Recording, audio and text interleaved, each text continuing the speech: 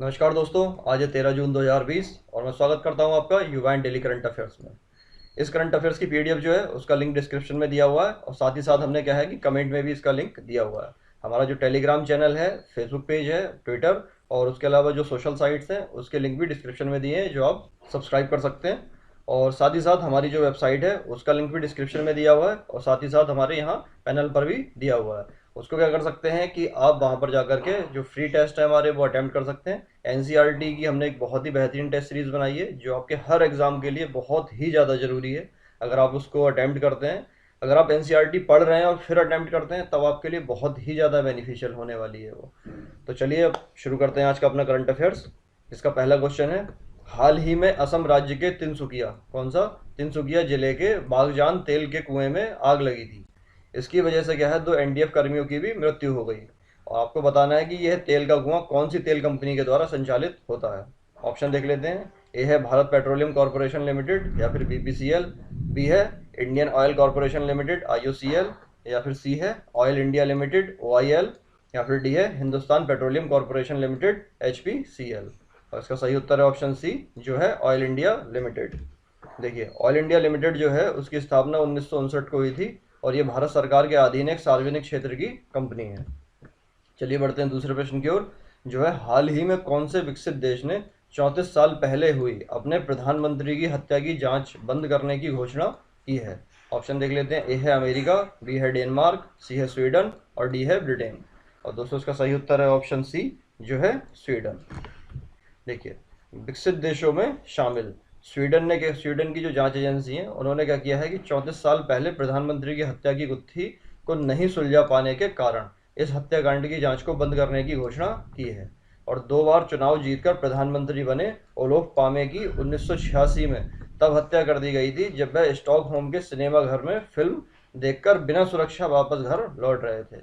और भारत के साथ जो थे वो पामे के अच्छे रिश्ते थे और भारत के साथ जो बहुचर्चित बोफोर्स तोप सौदा जो हुआ था वो उन्हीं के कार्यकाल में हुआ था। चलिए बढ़ते हैं अपने तीसरे प्रश्न की ओर, जो है हाल ही में चर्चा में रहा स्वीट एप्पल बाइट। ये आपको याद रखना है, स्वीट एप्पल बाइट शब्द किससे संबंधित है। ऑप्शन देख लेते हैं। यह हिमालय प्रदेश में पाए जाने वाली एक सेब की किस्म है। बी, कोरोना महामारी से बचाव के लिए बनाया गया ऐप है। और सी, सेब द्वारा जानवरों में पाई जाने वाली एक बीमारी है। और डी, जम्मू कश्मीर में भारतीय सेना द्वारा आतंकवादियों के खिलाफ की जा रही कार्रवाई है। और दूसरे का सही उत्तर है ऑप्शन डी जो है जम्मू कश्मीर में भारतीय सेना के द्वारा आतंकवादियों के खिलाफ की जा रही कार्रवाई है। देखिए, शोपियां, पुलवामा, कुलगाम और अनंतनाग जिलों में क्या है कि आतंकियों का ज़्यादा प्रभाव है और ये सभी को पता भी है। और यहाँ पर क्या है, सेब के बाग ज़्यादा हैं तथा सेब की यहाँ अर्थव्यवस्था है। और ऑपरेशन ऑल आउट में आतंकियों के नेतृत्व के सफाये के लिए ऑपरेशन जैकबूट का यह एक हिस्सा है और इसे क्या है स्वीट एप्पल वाइट भी कहा जाता है। और प्रत्येक आतंकरोधी अभियान का नाम और कोड अलग अलग होता है जो उक्त ऑपरेशन की जगह और आतंकियों के नाम पर रहता है। शोपियां, कुलगाम, पुलवामा में चलाए गए आतंकरोधी अभियानों को एक बड़े परिदृश्य में क्या है स्वीट एप्पल बाइट कहा जा रहा है। चलिए बढ़ते हैं चौथे प्रश्न की ओर, जो है हाल ही में संयुक्त राष्ट्र या फिर यूएन या यूनाइटेड नेशन महासचिव एंटोनियो गुटेरेस ने कोरोना वायरस महामारी के असर को देखते हुए आशंका जताई है कि वैश्विक स्तर पर खाद्य संकट की समस्या गंभीर रूप ले सकती है। और यूएन के अनुसार इस महामारी के चलते इस वर्ष करीब कितने लोग अत्यंत गरीबी के दायरे में आ जाएंगे। ऑप्शन देख लेते हैं। ए है 4.9 करोड़ लोग, बी है 5.2 करोड़ लोग, सी है 6 करोड़ लोग और डी है 3.5 करोड़ लोग। और दोस्तों इसका सही उत्तर है ऑप्शन ए जो है 4.9 करोड़ लोग। देखिए, हाल ही में संयुक्त राष्ट्र के महासचिव एंटोनियो गुटेरेस ने क्या है कोरोना वायरस महामारी के असर को देखते हुए आशंका जताई है कि वैश्विक स्तर पर खाद्य संकट की समस्या गंभीर रूप ले सकती है। और खाद्य व पोषण पर महामारी के दुष्प्रभाव पर बोलते हुए गुटेरेस ने कहा कि महामारी के चलते इस वर्ष करीब 4.9 करोड़ लोग अत्यंत गरीबी के दायरे में आ जाएंगे और वर्तमान में विश्व में 7.8 अरब आबादी में 82 करोड़ लोग भूख का सामना कर रहे हैं। चलिए बढ़ते हैं अपने पांचवें प्रश्न की ओर, जो है हाल ही में किस देश की वायुसेना ने हाई मार्क नामक युद्धाभ्यास शुरू किया है। ऑप्शन देख लेते हैं। ए है भारत, बी है चीन, सी है पाकिस्तान और डी है फ्रांस। और इसका सही उत्तर है ऑप्शन सी जो है पाकिस्तान। देखिए, हाल ही में पाकिस्तानी वायुसेना द्वारा कराची में हाई मार्ग नामक युद्धाभ्यास शुरू किया गया और इस युद्धाभ्यास में चीनी JF-17, F-16S विमान तथा मिराज 3S भी शामिल हैं। चलिए बढ़ते हैं छठे प्रश्न की ओर, जो है हाल ही में लॉकडाउन में घर बैठे छात्रों को ऑनलाइन अध्ययन सामग्री उपलब्ध कराने के लिए मानव संसाधन विकास मंत्रालय ने कौन से भारतीय संस्थान को नेशनल डिजिटल लाइब्रेरी को संवारने का जिम्मा सौंपा है।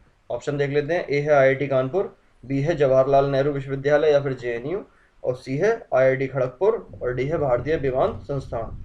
और इसका सही उत्तर है ऑप्शन सी, जो है IIT खड़गपुर।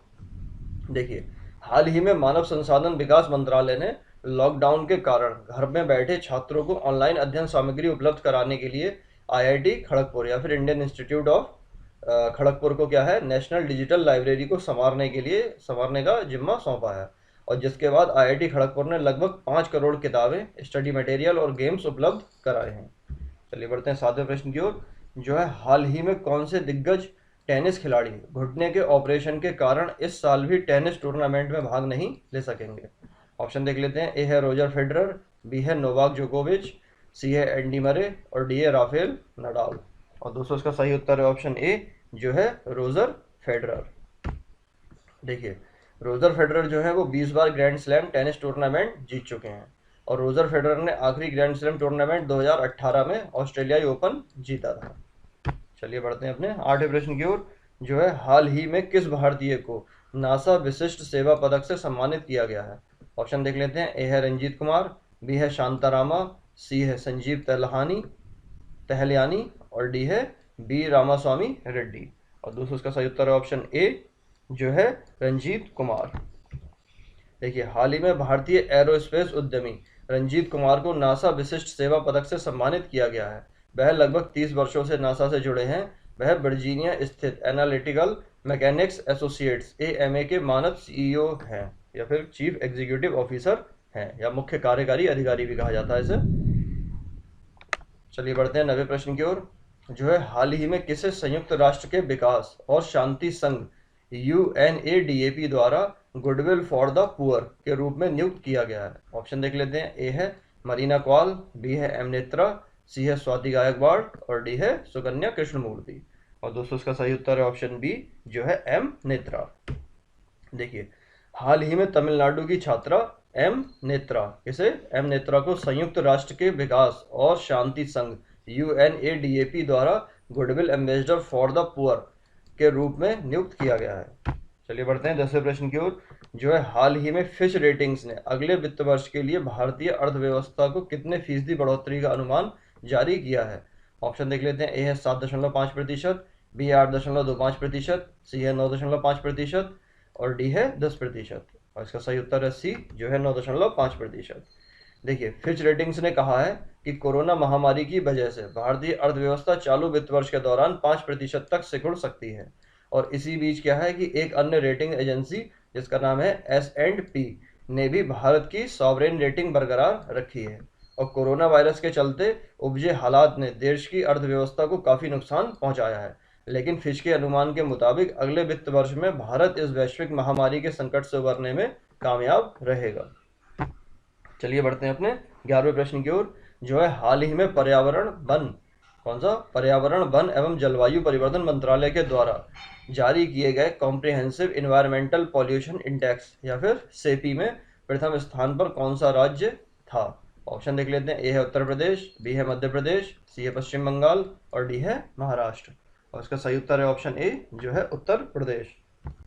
देखिए, वायु और नदी प्रदूषण में अव्वल रहने वाला उत्तर प्रदेश गंभीर प्रदूषण औद्योगिक क्षेत्रों या फिर पॉल्यूटेड इंडस्ट्रियल क्लस्टर्स के लिहाज से भी देश में टॉप पर है, और पर्यावरण और वन मंत्रालय द्वारा जारी किए गए आंकड़ों के अनुसार देश में चिन्हित कुल 69 अति गंभीर या 69 अति गंभीर औद्योगिक क्षेत्र हैं या फिर इंडस्ट्रियल एरिया हैं, जिनमें से 13 केवल उत्तर प्रदेश में है। मतलब 13 जो है वो कहाँ पर है, उत्तर प्रदेश में है। और देश के 21 राज्यों में 200 प्रदूषित इंडस्ट्रियल क्लस्टर्स में वायु, जल व जमीन की गुणवत्ता के आधार पर कॉम्प्रिहेंसिव इन्वायरमेंटल पॉल्यूशन इंडेक्स, जिसे सेपी कहा जाता है, का आकलन किया गया।